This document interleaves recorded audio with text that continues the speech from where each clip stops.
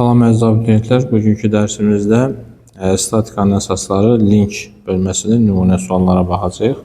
Birinci sualımızdan başlayaq. 120 Newton qüvvənin momenti 60 Newton vur metr olarsa qolunu hesablayın. Demək ki, bizim qüvvə momentimiz M bərabərdir F vur D-dir. Bizə qüvvənin qolu lazımdır, M böl F. O da bərabərdir 60 bölünsün 120 eləyəcək 0,5 metr. Bu isə bizdən ötürü 50 santimetrə bərabərdir. Doğru cavabımız B variantıdır. Növbəti sualımız O nöqtəsinə nəzərən F qüvvəsinin qolu hansıdır? Qolun tərifini təkrar deyirik. Qüvvənin təsir xəttinə, bu qüvvənin təsir xəttidir. Dayaq nöqtəsindən qüvvənin təsir xəttinə endirilən perpendikulyara qüvvənin qolu deyilir. Ona görə də doğru cavabımız O-A olur. Doğru cavab C variantı. Növbəti sualımız şəkildə göstərildiyi kimi F1, F2, F3 və F4 qüvvələri tətbiq edilmişdir. Çəkisi nəzərə alınmayan çubuğun O nöqtəsinə nəzərən tarazlıq şərti hansıdır? Tarazlıq şərti nə idi? Qüvvə momentlərinin cəmi, həndəsi cəmi 0-a bərabər idi. Və yaxud da saat əqrəbi istiqamətində fırladanların cəmi saat əqrəbinin əksinə fırladanların cəminə bərabər idi. Gəlin əvvəlcə o istiqamətləri tapaq. Deməli F1 qüvvəsi ilə F4 qüvvəsi cismi fırladır saat əqrəbi istiqamətində. F2 qüvvəsi ilə F3 qüvvəsi isə cismi fırladır saat əqrəbinin əksinə. Deməli biz belə yazacağıq. M1 üstəgənilsin M4 bərabər olacaq M2 üstəgənilsin M3-ə. Doğru cavabımız deməli M1 üstəgənil M4 olur C variantı. Növbəti sual. Kütləsi 200 kg olan nazik silindirik formalı bir cisdir. Üfüqi müstəvi üzərindədir.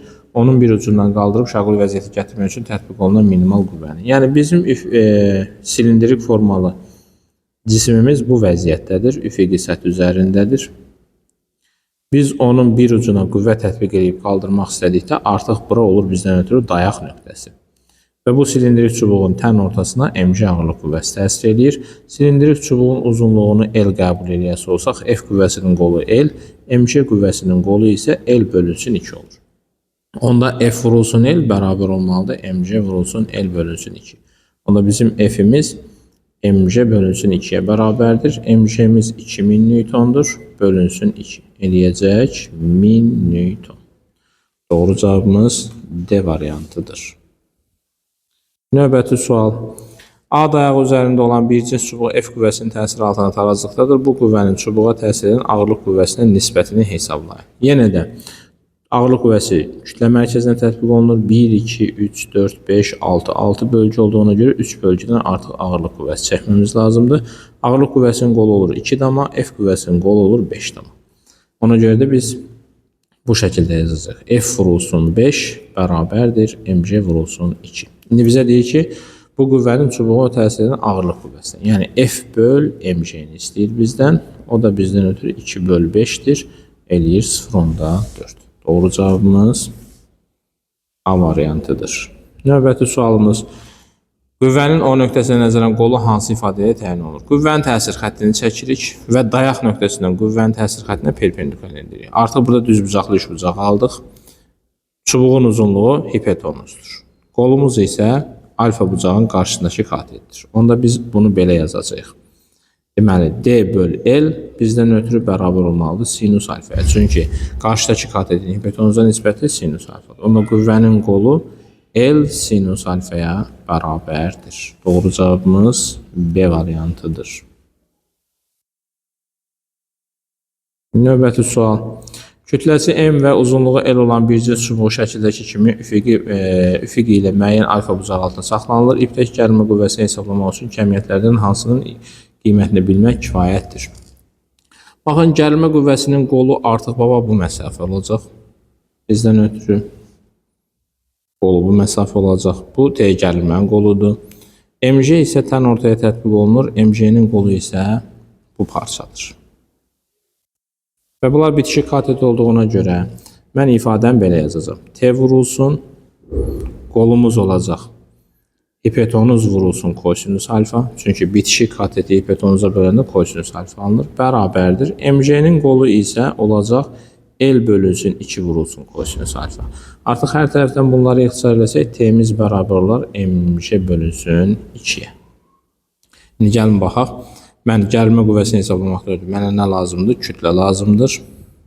Vəssalam. Qardı getdi. Ona görə də yalnız 1 olacaq. Doğru cavabımız A variantı. Növbəti sual. Çəkisi nəzərə alınmayan çubuq F1 40 Newton və F2 120 Newton qüvvələr tətbiq olunmuşdur. Çubuğu tarazlıqda qalması üçün fırlanma oxu hansı nöqtədən keçməlidir? Biz dayaq nöqtəsini məsələn 2 nöqtəsinə qoya bilmərik. Çünki onda F2 ilə F1 eyni istiqamətdə cismi fırlatmış olacaq. Onda cisim tarazlıqda qalmaz. İndi tarazlıqda qalması üçün bizim dayağımız qüvvələrdən sağda olmalıdır. Ona görə də biz tarazlıq şərtindən F1 böl F2 bərabərdir D2 böl D1 ifadəsini alırıq. İndi burada bizim D2 böl D1'imiz bərabərdir. F2'miz 120'dir, F1'imiz 40'dır. Bu neçə eləyir bizdən ötürü? 3'dən 1.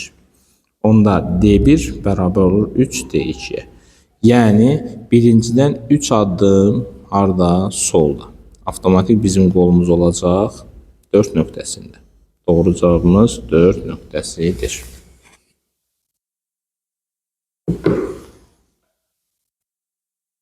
Növbəti sualımız.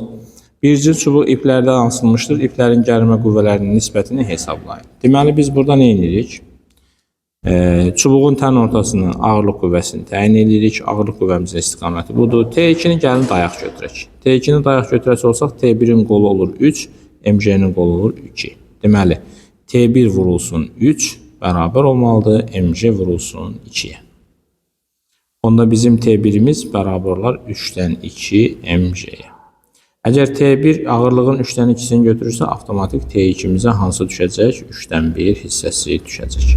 Onda biz T1 bölünsün T2 nisbəti bərabərdir 3'dən 2 MC bölünsün 3'dən 1 MC. O da eləyir 2.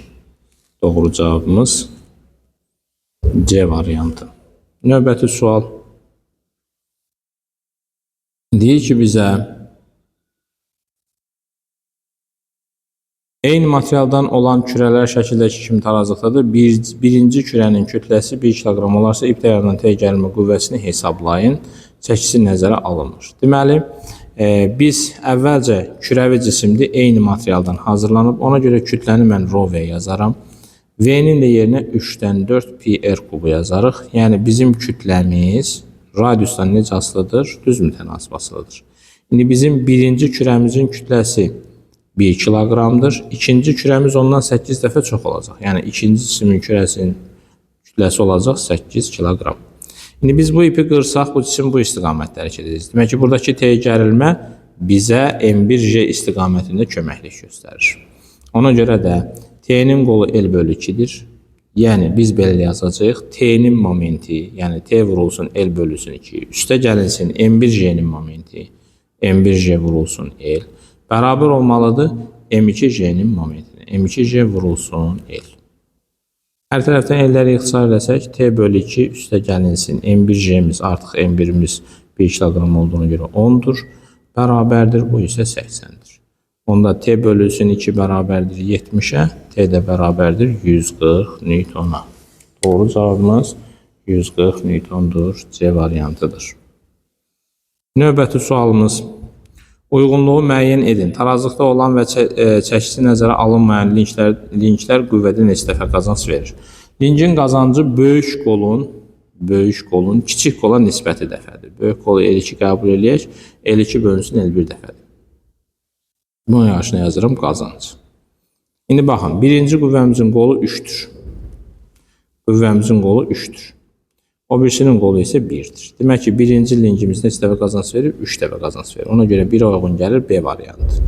İkincidə F qüvvəsinin qolu 4'dür, MC'nin qolu 2'dir. Ona görə də 4 bölünsün 2 dəfə qazanc verir, yəni 2 dəfə qazanc verir. Gəlir uyğun gəlir A variantı. Üçüncüdə isə F qüvvəsinin qolu 5'dir. MC'nin qolu isə 1'dir. Ona görə də 5 bölünsün 1, 5 dəfə qazanc verir. Bu da olur bizdən ötürü D variantı. Yəni, kənarda uyğunlaşdırsaq 1'ə uyğundur B, 2'ə uyğundur A, 3'ə uyğundur D. Növbəti sualımız, yüklər asılmış, çəkisi nəzərə alınmayan çubuq tarazlıqdadır. İpin tezgərmə qüvvəsinin modulunu hesablayın. Bu birinci növ link olduğuna görə, çünki qüvvələr kənardadır, dayaq ortadadır. T'miz mj ilə, yəni buradakı kütləli, m kütləli cisimlə, mj ilə P-nin cəmidir. Amma biz P-ni bilirik, mj-ni bilmirik. Əvvəlcə tarazlıq şərtinə əsasən, P-nin qolu 4-dür. mj-nin qolu 1-dir. Mən yazıram bura, mj vur 1 bərabərdir, P vur 4. Demək ki, bizim mj-miz neçə newtondur? 40 newtondur. Onda alırıq 40, üstə gəlsin 10, eləyir 50 newton. Gəlmə qüvvəmizin qiyməti 50 newtondur. Növbəti sualımız, O nöqtəsinə nəzərən fırlana bilən 12 kg kütləli bir cins çubuğu elastiki yay üfüqi vəziyyətdə tarazlıqda saxlayır. Yayın uzanması 2 cm olarsa sərtliyini hesablayın. Deməli, burada biz nə edəcəyik? Yenə də çubuğun tən ortasına mj ağırlıq qüvvəsi təsir eləyir. mj-ni çəkdik və elastik qüvvəsi də yuxarı doğrudur. Elastik qüvvəsinin qolu olur çubuğun uzunluğu, mj-nin qolu olur L bölünsün 2. Onda mən kənarda belə yazıram. F elastiklik, yəni Kx vurulsun L bərabərdir, mj vurulsun L bölünsün 2. Onda bizim Kx-imiz bərabər olur mj böl 2-yə. Onda bizdən nə soruşurdu? Sərtliyi. K da bərabərdir, mj bölünsün 2x bərabərdir. 12 vur 10 bölünsün 2 vurulsun 2 vurulsun 10 üstü mənfi 2. Bunlar ixtisar olunar. Eləyər bizdən ötürü 3 vurulsun 10 üstü 3 newton bölünsün metr. Bunu da 3 kilonewton bölünsün metr yaza bilərik. Doğru cavabımız 3'dür.